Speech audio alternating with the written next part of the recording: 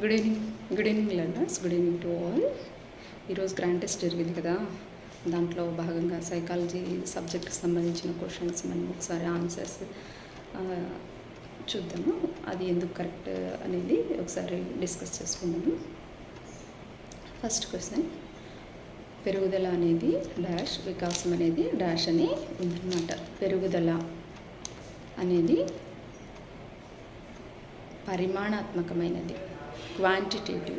Growth is quantitative, development is qualitative. పెరుగుదలని మనము కొలవచ్చు. ఎత్తు, ఇన్ని సెంటీమీటర్ల ఎత్తు ఉన్నాడు, ఇంత బరువు ఉన్నాడు, ఇన్ని కేజీల బరువు ఉన్నాడు అని మనం నంబర్స్లో మెజర్ చేస్తాం. వికాసము అనే దాన్ని మనము మెజర్ చేయలేము, డెవలప్మెంట్ అనే దాన్ని మనము మెజర్ చేయలేమన్నమాట. ఇంత ఇంటెలిజెంట్ వీడు, ఇంత ఇంటెలిజెంట్ అని మనం ఈజీగా ఎత్తుని బరువును తూకం వేసినట్లు చూసినట్లు వికాసం అనేదాన్ని మనం మెజర్ చేయలేము. అందుకనే వికాసము అనేది క్వాలిటేటివ్, గుణాత్మకమైనది. పెరుగుదల పరిమాణాత్మకమైనది, వికాసము గుణాత్మకమైనది. Next second one, according to whom development is changed in functions, thoughts and behavior of an individual as a result of biological environment. జీవ సంబంధ పరిసరాల వల్ల ఒక వ్యక్తి లేదా జీవి యొక్క ప్రవర్తనలోను, సంరచనలోను, ఆలోచనలోను వచ్చే మార్పుని మనము వికాసము అంటాము అని అన్నాడనమాట. మనకి వికాసానికి సంబంధించి మన మెటీరియల్లో డ్రాఫ్ట్ కాపీలో రెండు డెఫినేషన్స్ ఉన్నాయి. ఒకటి ఆండర్సన్ ఇచ్చినది, ఒకటి క్రెయిగ్ ఇచ్చినది. ఇది క్రెయిగ్ ఇచ్చినది అనమాట. డెఫినేషన్స్ మనం కీవర్డ్స్ ఉంటాయి కదా, ఆ కీవర్డ్స్ని గుర్తుపెట్టుకోవాలి. దీంట్లో కీవర్డ్ జీవ సంబంధ పరిసరాల వల్ల, because of the biological environment, changes occur in the behaviour and thoughts అనేది కీవర్డ్. అవి గుర్తుపెట్టుకోవాలి. Because of the biological environment, జీవ సంబంధ పరిసరాల వలన ఆలోచనలోను, సంరచనలోను, ప్రవర్తనలోను వచ్చే మార్పుని మనము వికాసము అంటున్నాం అనమాట. ఇది క్రెయిగ్ ఇచ్చిన డెఫినేషన్. ఆండర్సన్ ఇచ్చిన డెఫినేషన్లో కీవర్డ్ ఏముంటుందంటే, development is a complex process of integrating physical structures with their functions. Physical structures with their functions. శరీరంలోని అవయవాలు, భాగాలు పెరిగినంత మాత్రాన అవి చేసే ఫంక్షన్స్ అందరిలోనూ ఒకే రకంగా ఉంటున్నాయా? కొంతమంది వేగంగా నడవగలుగుతారు, కొంతమంది స్లోగా నడవగలుగుతారు. సో ఇది physical structures and there functions, ఆ రెండింటిని సమన్వయం చేసేది, ఆ రెండింటిని ఇంటిగ్రేట్ చేసేదే వికాసము. ఆండర్సన్ ఇచ్చిన డెఫినేషన్లో ఇది keyword. Development is a complex process of integrating physical structures and there functions. Physical structures and there functions. Physical structure, ఇప్పుడు అందరికీ కాళ్ళు ఉంటాయి. కాళ్ళు ఉన్న వాళ్ళందరూ నడుస్తున్నారా? లేదు. కొంతమంది కాళ్ళు వర్కింగ్ కాదు, ఉంటాయి కానీ నడవలేకపోతున్నారు. కాలు ఉంది కానీ ఫంక్షన్ లేదు. సో వికాసము అంటే కాలు ఉండాలి, కాలుతో నడవడం అనేది కూడా ఉండాలన్నమాట. స్ట్రక్చరు ఉండాలి, స్ట్రక్చర్ చేసే ఫంక్షను ఉండాలి. అప్పుడే మనం దాన్ని వికాసం అని చెప్పచ్చు. Integrating the physical structures and there functions. ఇది ఆండర్సన్ ఇచ్చిన డెఫినేషన్లో కీవర్డ్ అనమాట. నెక్స్ట్ థర్డ్ క్వశ్చన్, 6 నెలల వయసులో నడవడం చేతగాని శిశువు 7 ఏడాది వయసు వచ్చేసరికి కాళ్ళ కండరాలు పెరిగి పరిమాణాత్మకంగా మార్పు వచ్చి నడవడం ప్రారంభించింది. అంటే 5 months లేదా 6 months ఉన్నప్పుడు వాడికి నడవడం అనేది రాలేదు. 1 year వచ్చేసరికి వాడు నడుస్తున్నాడు. ఇది వికాసంలో భాగం. పెరుగుదల వల్ల అంటే పెరుగుదల వికాసంలో భాగమే కదా.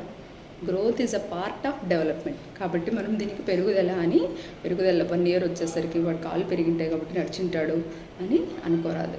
కాళ్ళు పెరిగిన వాళ్ళందరూ నడవలేరు. కాబట్టి వికాసం ఉన్నప్పుడే, వికాసంలో పెరుగుదల అనేది ఒక భాగం కాబట్టి we have to choose this option అంట. This option. Okay. Next,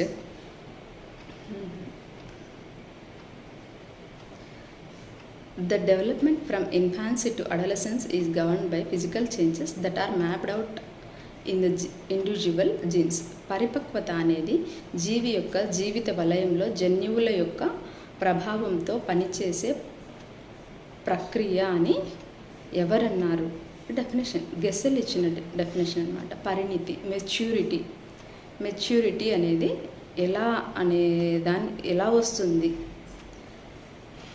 new born baby ఉంటాడు కదా, 12 ఏళ్ల వయసు అప్పుడు పుట్టినాడు బేబీ, చరణ్ ఏదో సంథింగ్ పేరు పెట్టినావు. 12 ఏళ్ల వయసు అప్పుడు చరణి, 20 ఏళ్ల వయసు అప్పుడు చరణి, 50 ఏళ్ల వయసు అప్పుడు చరణి. అప్పుడున్నట్లే 50 ఏళ్ల వరకు అట్లే ఉంటాడా? లేదు.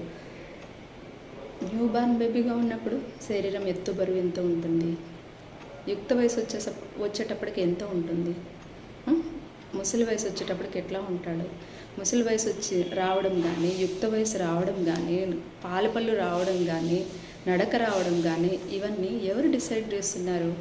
అమ్మ చెప్పింది నీకు 12 సంవత్సరాలు వచ్చినాయని, కాబట్టి నీకు సెకండరీ సెక్సువల్ క్యారెక్టరిస్టిక్స్ వచ్చినాయా? లేదా నీకు వయసు పెరిగింది కాబట్టి నీలో బయలాజికల్ డెవలప్మెంట్ అనేది జన్యువుల చేత నిర్ధారించబడి ఉంది కాబట్టి మార్పులు వస్తున్నాయా? నీ వయసు ఇంతని అమ్మ చెప్పింది కాబట్టి నీకు మార్పులు వచ్చినాయా? కాదు కదా. సో ఇది ముందే నిర్ధారించబడింది, ప్రీ డిటర్మైన్డ్. ముందుగానే నీ జన్యుక్రమంలో నీకు ఏ వయసులో ఎట్లాంటి మార్పులు వస్తాయి అనేది నిర్ధారించబడి ఉందన్నమాట. దాన్నే ఆయన చెప్పినాడు. పరిపక్వత అనేది జీవి యొక్క జీవిత వలయంలో జన్యువుల యొక్క ప్రభావంతో పనిచేసే ప్రక్రియ. It is determined by jeans. పరిణితి అనేది జన్యువుల చేత నిర్ధారించబడిందనమాట. ఒక జీవి యొక్క జీవిత వలయంలో పరిణితి అనేది ముందే నిర్ధారించబడింది. దేనివల్ల నిర్ధారించబడింది అంటే జన్యువుల వల్ల నిర్ధారించబడింది అని. Next, if a child crawls at an age of 5 months, another child may crawl at age of 6 months. This says, ఒక శిశువు 5 నెలల వయసులో పాకడం ప్రారంభిస్తే ఇంకొక శిశువు 6 నెలల వయసుకు పాకవచ్చు. ఇది దేనిని సూచిస్తుంది అంటే,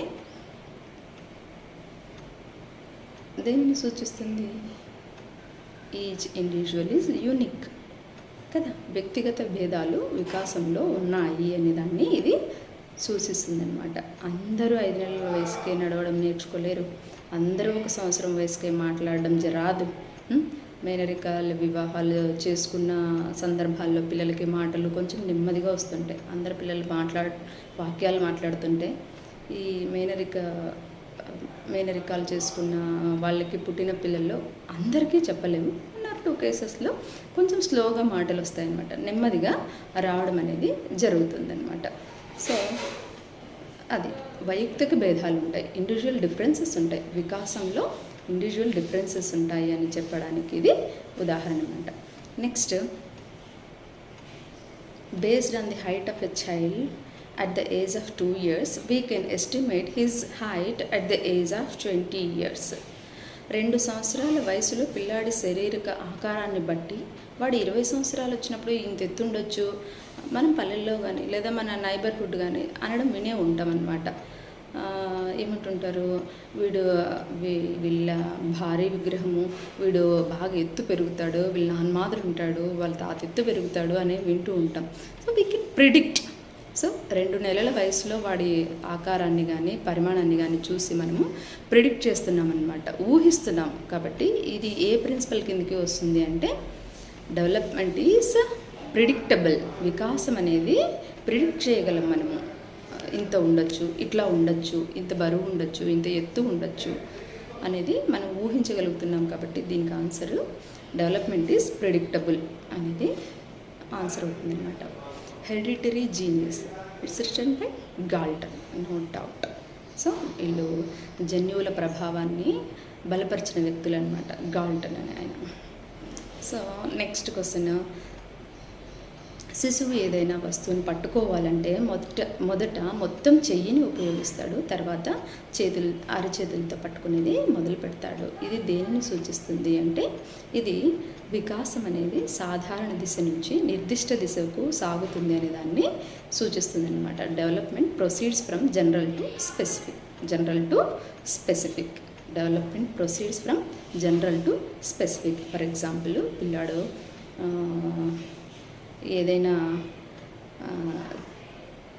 మనం ఏదైనా వస్తువు ఇవ్వబోతే ఉయ్యాల్లో ఉన్న పిల్లవాడికి 2 చేతులు ఇలా ముందుకు చాపుతాడు, వాడికి అరచేతులతో పట్టుకోవాలనే విషయం తెలియదు అనమాట.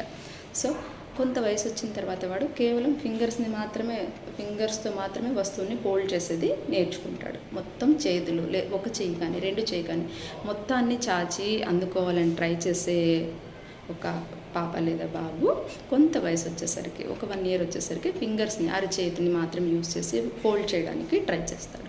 ఇది సాధారణం నుంచి సాధారణం నుంచి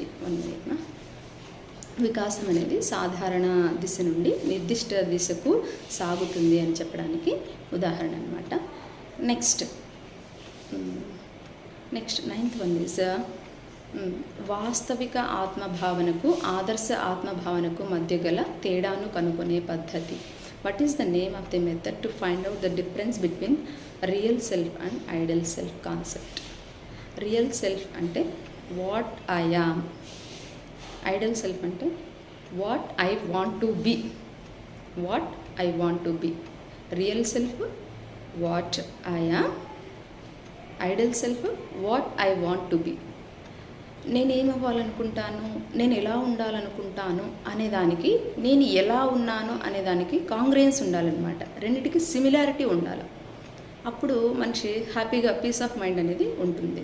ఇఫ్ దెర్ ఈజ్ ఇన్కాంగ్రియన్స్, రెండింటి మధ్య సిమిలారిటీ లేదనుకో, నేను ఏదో అనుకుంటాను, నేను కలెక్టర్ లాగా బతకాలి, ఇది నేను వాళ్ళని చూసి ఇన్స్పైర్ అయినాను, ఇలా ఉండాలి అనుకుంటాను.